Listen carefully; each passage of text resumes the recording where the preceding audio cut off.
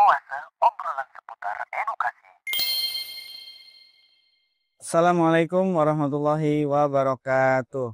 Waalaikumsalam warahmatullahi wabarakatuh. Alhamdulillah, wassalatu wassalamu ala rasulillah, amma ba'd. Oke, kita mulai nih podcast Oase, obrolan seputar edukasi.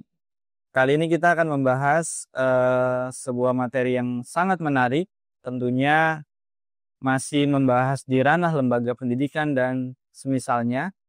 Insya Allah pada kesempatan kali ini kita akan membahas praktik pungli, pungutan liar pada dunia pendidikan. Kira-kira apa saja sih yang sekarang tuh marak terjadi dan sudah menjamur di seluruh lembaga pendidikan.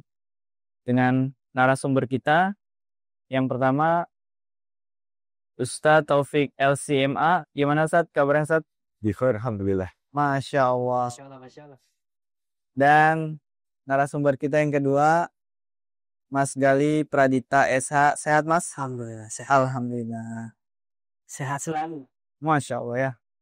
Asik juga nih kita bahas beberapa waktu ke depan. Minuman kesehatan. Siap. Ditemani minuman kesehatan. Monggo Ustaz. Insyaallah. Oke, Sohib Oase. Langsung aja kita mulai topik obrolan kita pada kesempatan kali ini. Ustaz, saya ingin bertanya nih Ustaz, perihal pungli ya, pungutan liar. Yang mana itu kan sebenarnya seseorang mengambil harta orang lain dengan cara yang batil ya, dengan cara yang tidak benar. Nah, dalam tinjauan syariat itu seperti apa sih Ustaz? Gitu. Mungkin Ustaz bisa jelaskan ke kita. Tafadhol Ustaz, silakan Ustaz. Bismillah, alhamdulillah, wassalatu wassalamu ala rasulillah. Sebelum kita masuk ke pembahasan tentang memakan harta orang lain dengan cara yang batil, menjadi perhatian kita semua sebagai seorang muslim dalam sebuah hadis riwayat Tirmidzi di mana Rasulullah SAW mengabarkan kepada kita bahwa setiap orang akan berhadapan langsung dengan Allah Subhanahu wa taala pada hari kiamat. Dia akan ditanya dengan beberapa pertanyaan. Di antara pertanyaan tersebut yang ditanyakan kepada setiap orang, setiap kita akan ditanya, yaitu adalah pertanyaan wa malihi min aina iktasabah, dan hartanya dari mana ia peroleh. Jadi dia mengais rizki, mencari rizki di dunia itu dengan cara seperti apa, dari cara apa, bagaimana caranya, dan yang berkaitan dengan hal itu. Bahkan kemudian wa fima anfaqah, dan kemana harta itu dihabiskan.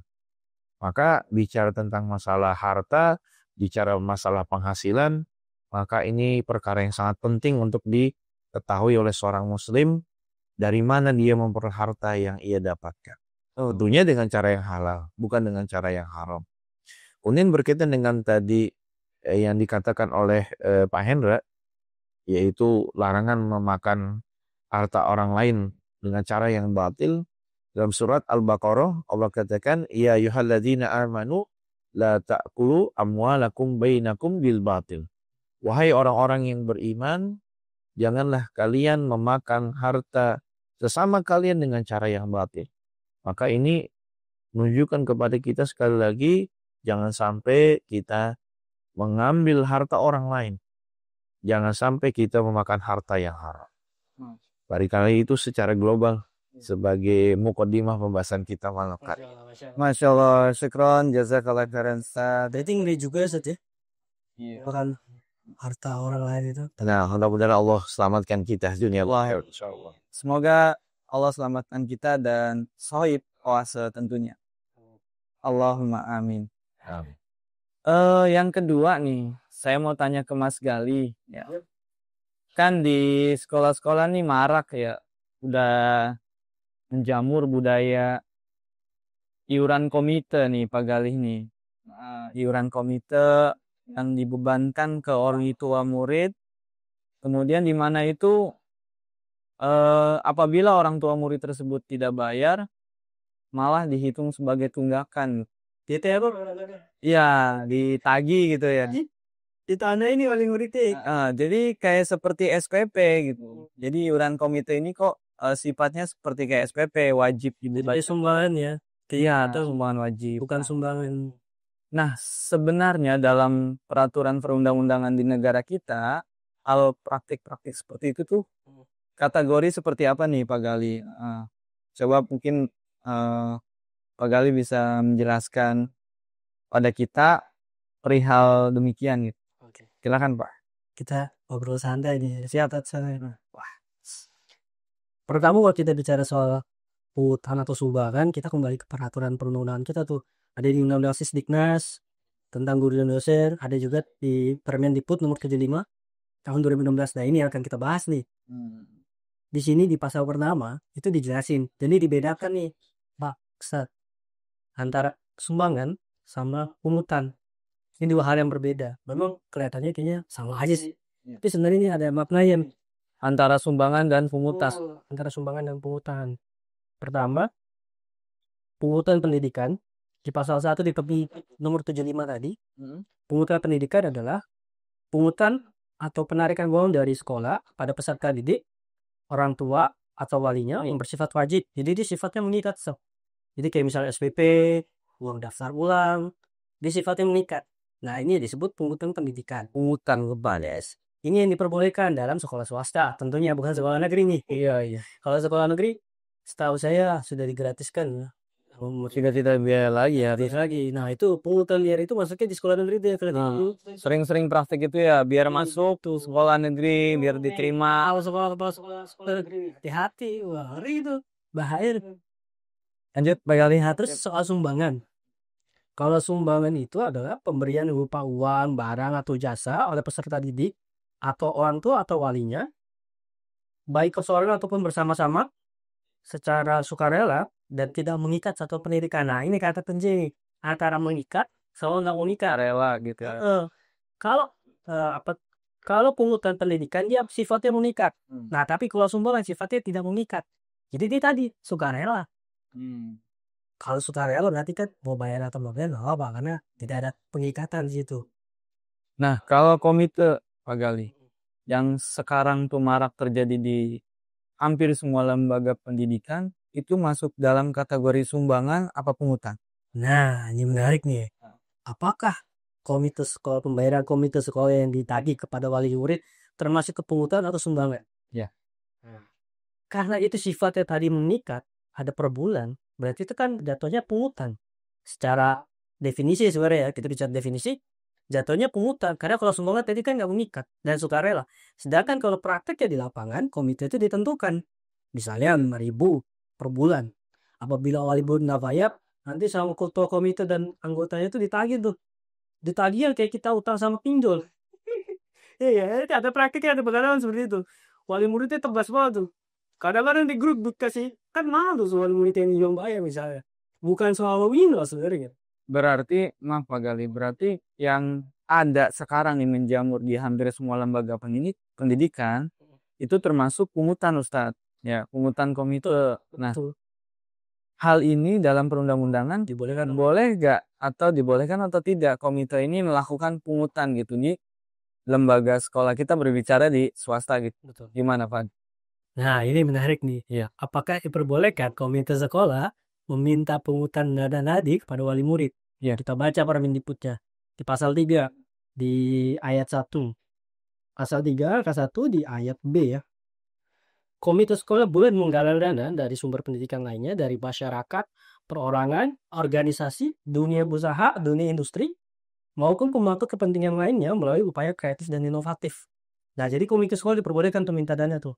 Terus juga di pasal 10, komite sekolah melakukan penggalangan dana dan sumber daya pendidikan untuk melaksanakan fungsinya, itu diperbolehkan. Dia menggalang dana tadi. Dia minta ke lembaga-lembaga perorangan, individu, Ataupun perusahaan di industri, Boleh. perusahaan itu diperbolehkan. penggalangan dana berarti ini sifatnya sukarela. Jadi bikin proposal misalnya dalam bentuk proposal, komite sekolahnya mengajukan tuh. Di pasal Sejauh ranah ini masih diperbolehkan. itu diperbolehkan.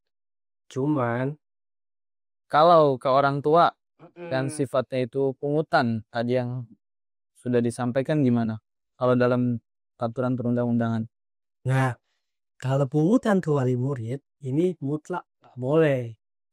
wali murid ya. Jadi kalau komite sekolah minta dana ke wali murid, nah ini nggak boleh nih.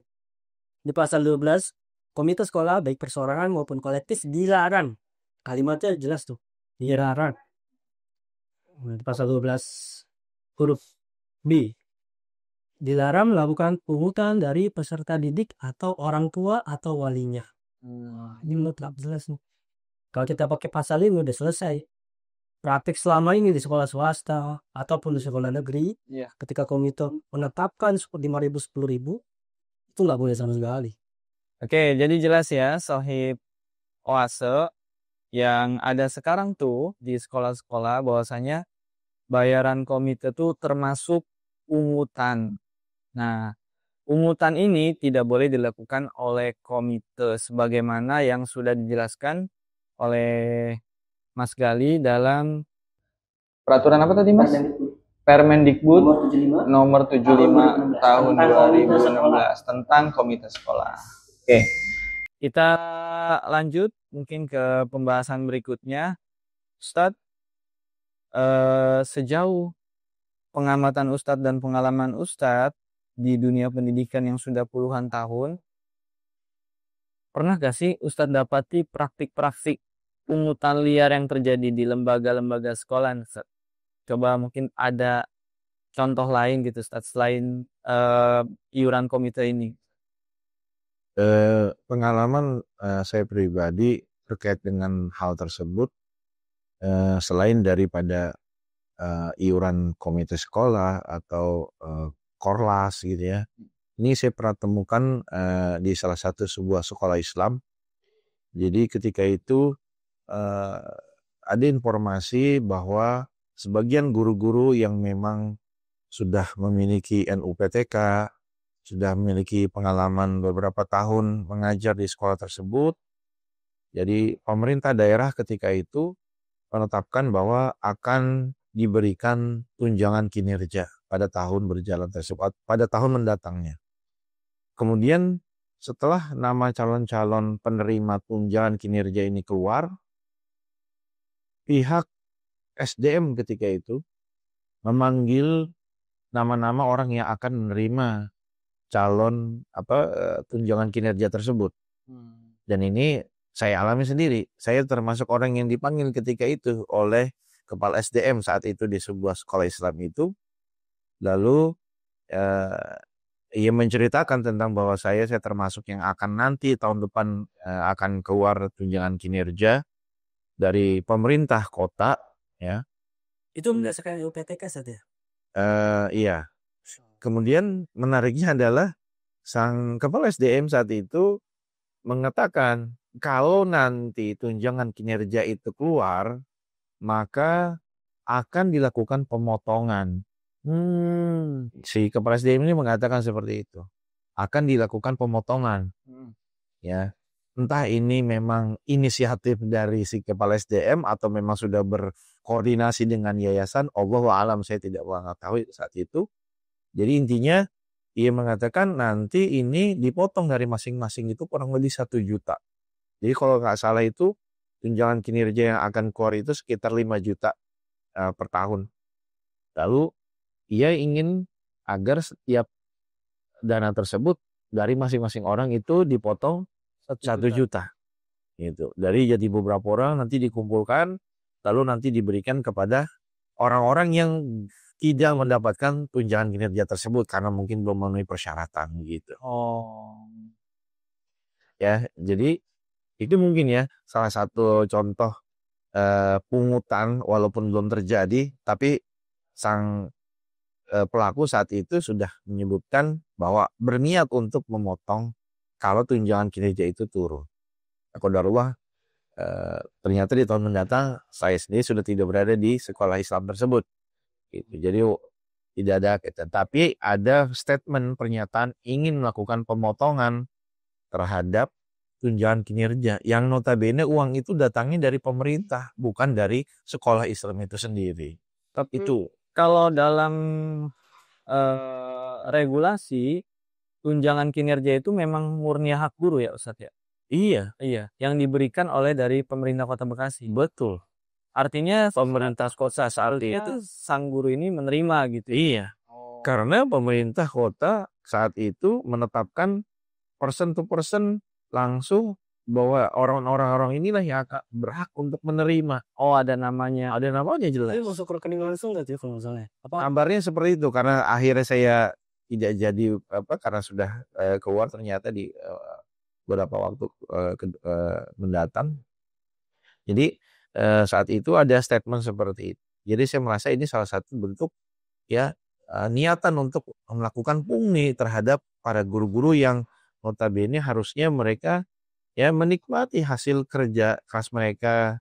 Pemerintah kota saat itu menghargai kerja keras mereka dan sangat tidak layak, tidak patut bagi orang tersebut untuk berniat ya, memotong ya tunjangan dari guru-guru tersebut. Gitu. Itu sih praktek yang pengalaman yang saya pernah temui. Oke. Gitu. Syukron Ustadz, jazakallah khairan. Mungkin dari Mas Gali masih ada yang mau disampaikan perihal komite? Saya menambahkan terkait komite ya. Iya. Cara pemilihnya ini ya kita harus sejak dari sekarang sih menurut saya. Kita harus lebih peduli dan kita sebarkan soal pungli ini dan jangan sampai atau kita membiarkan praktek ini terus terjadi di lingkungan pendidikan di Indonesia gitu. Karena kita perlu lihat nominalnya iya kecil 5.000 atau 10.000 per bulannya. Cuman sekarang jadi problemnya adalah apa kita membiarkan ketika ada satu aturan yang dilanggar dan kita membiarkan aja itu terus berlalu atau terus berlaku di kalangan pendidikan. Katanya kita ingin membenahi pendidikan kita, tapi dari yang hal kecil aja, pungli aja kita nggak bisa memberantas ini gitu. Mau sampai kapan kayak gitu. Nah ini yang penting untuk kepala sekolah, yayasan, dan komite. Semua stakeholder yang ada di satuan pendidikan harus bekerja sama dan peduli dengan satu aturan yang ada itu yang sudah melekat. Aturan itu sudah dibuat dan ada asas peraturan perundang-undangan apabila peraturan sudah ditetapkan oleh pemerintah itu dianggap seluruh masyarakat Indonesia diketahui. Kayak gitu. Paling itu sih dari saya terakhir. Oke, sohib puasa kita doakan saja semoga seluruh pengelola lembaga pendidikan, stakeholder, dan jajarannya bisa dapat memahami obrolan kita malam hari ini dan bisa berubah ke arah yang lebih positif lagi. Amin, insyaallah. Ya, Ustaz, mungkin kita cukupkan obrolan kita di hari ini. Mudah-mudahan bisa bermanfaat untuk yang mendengarkan dan tentunya buat kita semua. Kita tutup dengan hamdalah, alhamdulillahirabbil alamin dan doa kafaratul majlis. Subhanakallahumma bihamdika, asyhadu an la ilaha illa anta, astaghfiruka wa atubu ilaik. Assalamualaikum warahmatullahi wabarakatuh. Waalaikumsalam warahmatullahi wabarakatuh. OASE, obrolan seputar edukasi.